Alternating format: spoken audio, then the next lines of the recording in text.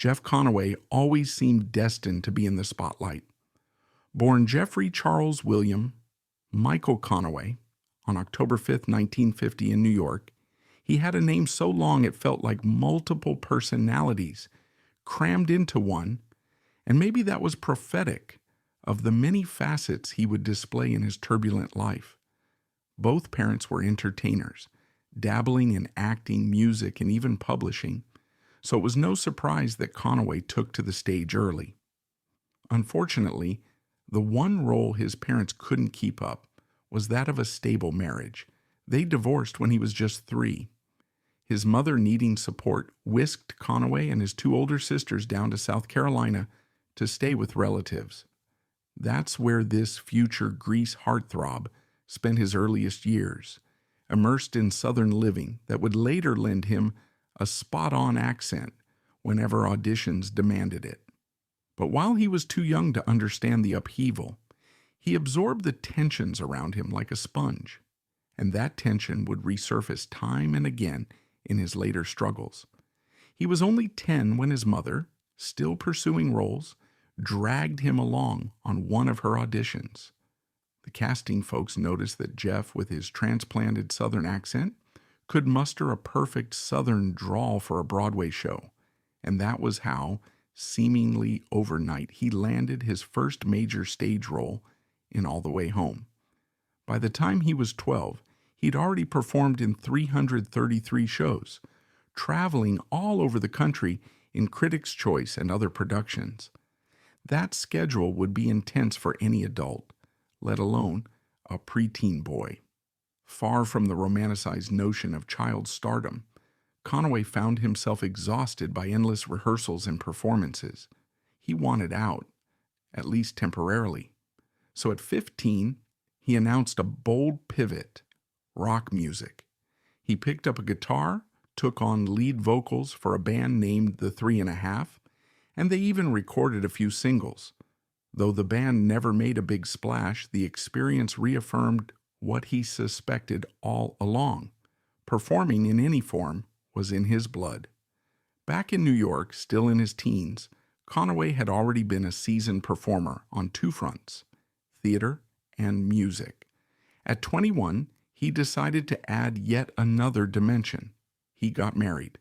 There's little on record about this mysterious first wife, a dancer, other than the fact that the marriage ended in an annulment almost as quickly as it began. They parted ways and Conaway carried on, seemingly unfazed. Soon enough, a huge break came knocking: the stage production of Grease. In 1972, he joined the cast as none other than Danny Zuko, the greaser role that would eventually become legendary. There, he met a young John Travolta playing duty at the time, and the two clicked immediately. They signed with the same manager. They shared jokes, career hopes, and a sense that big things were just around the corner. Big things arrived in the form of the Grease film adaptation. But for Conaway, it was bittersweet. While he'd been Danny Zuko on stage, the film's producers cast John Travolta as Danny for the screen, relegating Conaway to Danny's sidekick, Kenickie. Sure, Kenickie would go on to become iconic in its own right, but it stung. He couldn't help feeling overshadowed by his friend. That sting intensified when production insisted that Conaway physically slouch in scenes to highlight Travolta's height difference and underscore the hierarchy of the T-Birds. Yet Conaway, ever professional, pressed on and delivered a performance that lit up the screen. It also led him to meet someone who would change his personal life: Rona Newton-John, introduced to him by her sister Olivia. Conaway was instantly smitten, and despite Rona being older, the two started dating during the shoot. But there was a darker development lurking behind all this showbiz excitement. While filming the number Greased Lightning, Conaway suffered a significant back injury from a fall. The pain was severe, and doctors prescribed him medication, pills that would later prove to be his undoing. At the time, no one suspected these painkillers would steer him toward a cycle of addiction. After all, The film's success was enormous, and Conaway got swept into the aftermath of stardom with new acting offers rolling in. He had no time to address the growing reliance on meds. One of those offers came from a brand new sitcom called Taxi. It boasted a stellar ensemble that included Judd Hirsch, Danny DeVito, Tony Danza, Marilu Henner, and the wildly eccentric Andy Kaufman. Conaway landed the role of Bobby Wheeler, an aspiring actor who moonlights as a taxi driver. It was the perfect comedic extension of Conaway's real life, a little theatrical, a little hopeful, and full of ambition. Ironically, he almost didn't get the part. Studio execs initially considered making Bobby Wheeler a black character, but Conaway lobbied hard for another reading, winning the producers over. The show kicked off in 1978, the same year Grease hit theaters, putting Conaway in a prime double whammy situation, a beloved film role plus a main character in a highly rated sitcom. And on the personal front, Conaway's relationship with Rona Newton-John also escalated. The two tied the knot in 1980, making him Olivia Newton-John's brother-in-law. Rona had a son from a previous marriage, Emerson Newton-John, who would later become a professional race car driver. Conaway stepped into a stepfather role, showing up for the boy as best he could, though his career demands were significant. Outside appearances suggested that Conaway was living the dream: a stable family, a wildly successful show, friendships with top Hollywood talents, and enough star power to carry him wherever he wanted. But beneath that polished surface, trouble was brewing. For one, his relationship with Andy Kaufman on the set of Taxi was anything but friendly. Kaufman was known for bizarre antagonistic stunts, both on camera and off. Conaway felt that producers indulged Kaufman's every whim while ignoring the feelings of the rest of the cast. Tensions escalated until Conaway confronted Kaufman at a gathering, yelling, "You think you're better than us?" Kaufman's aloofness only inflamed Conaway further, prompting a drunken punch that knocked Kaufman onto a table. Though the producers tried to keep things discreet, word spread. Conaway was already struggling with an addiction that was creeping up behind the scenes, and these blowouts only drew more negative attention to him. By the end of Taxi's third season, in late 1981, Conaway quit. He claimed it was a dispute over pay and lack of respect, lamenting that if he'd pursued film instead, he might be a multi-million-dollar star by now. But others had a different take. Sam Simon, a writer-producer on Taxi, recalled an incident that haunted him. He once found Conaway passed out on the dressing room floor, too high on medication to stand. That, Simon implied, was the real reason Conaway left the show. Either way, once Bobby Wheeler disappeared from Taxi, Conaway's mainstream momentum began to fade. He took small parts in lesser-known TV series, guest spots in Wizards and Warriors, Barnaby Jones, and other short-lived projects. The phone calls from top Hollywood players slowed, and his personal life wasn't faring much better. By 1985, he and Rona divorced. Rumors circulated that his growing substance abuse issues played a major role, though neither side spoke much publicly. The heartbreak and the professional slump pushed Conaway to a crucial crossroads. He could either self-destruct entirely or try to get clean. In the late 1980s, he entered rehab, determined to kick the painkiller habit. For a while he managed. He found small roles, though nothing like his heyday. Still, he displayed a resilience that suggested maybe he'd turn the corner. He also met someone new, Carrie Young. Enchanted by her, Conaway jumped into a relationship. In 1990, while juggling a minor part in the film Tale of Two Sisters, he proposed. They married before the year was out, another chance at stability for him. But storms often gathered on Conaway's horizon faster than he could react. The marriage didn't last. Details are sparse, but soon enough Conaway was alone again, and heading for another big shift in his career. In 1993, feeling adrift, he stumbled upon a sci-fi series called Babylon 5.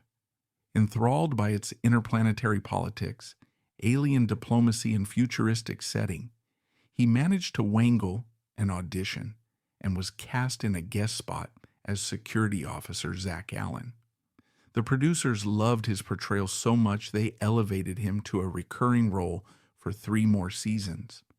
Audiences saw glimpses of the old Conaway, comedic timing, earnestness, and underlying vulnerability. It felt like a partial renaissance. Zach Allen became his most memorable TV role post-Taxi, showing that he still had it when he was sober and focused. But an unexpected cameo brought him right back to old wounds. In 1999, the biographical film Man on the Moon, chronicling the life of Andy Kaufman, asked Conaway to play himself in a brief cameo.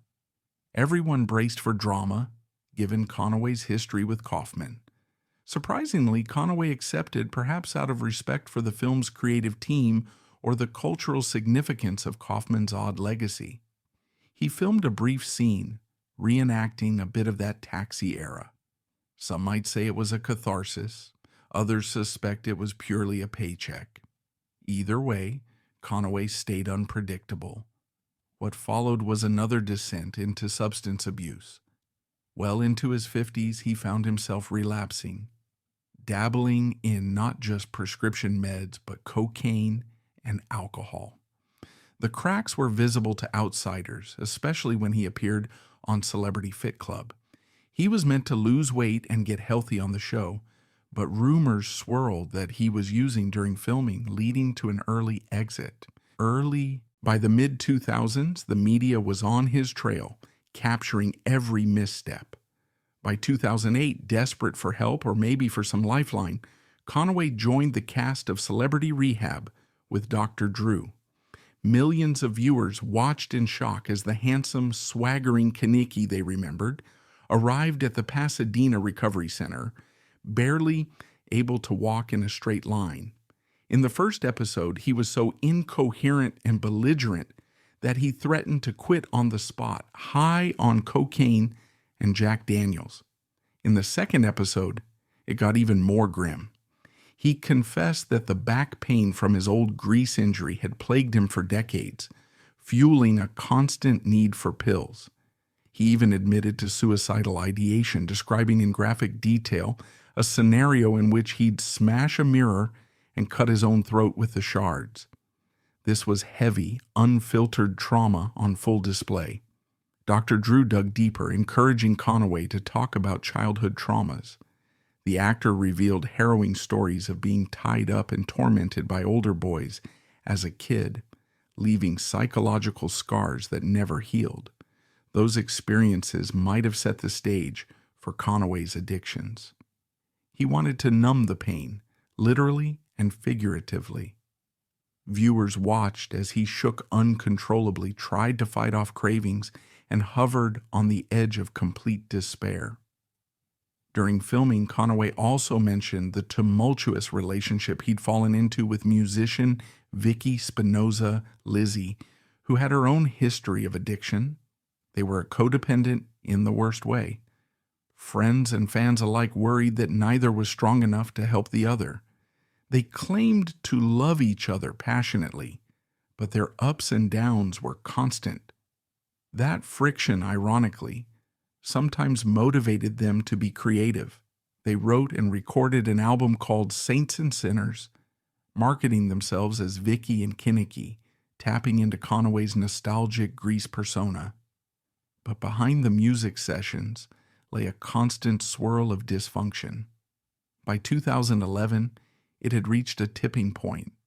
Vicky filed a restraining order against Conaway, alleging he threatened her with a hammer and was mentally unstable. Shortly after, Conaway filed his own protective order, accusing her of sneaking into his home, injecting him with substances while he slept, and stealing his meds. The allegations flew back and forth, painting a picture of an utterly chaotic existence. Meanwhile, an old friend tried one last time to help. John Travolta recommended Scientology-based counseling, hoping it might do what conventional rehab hadn't.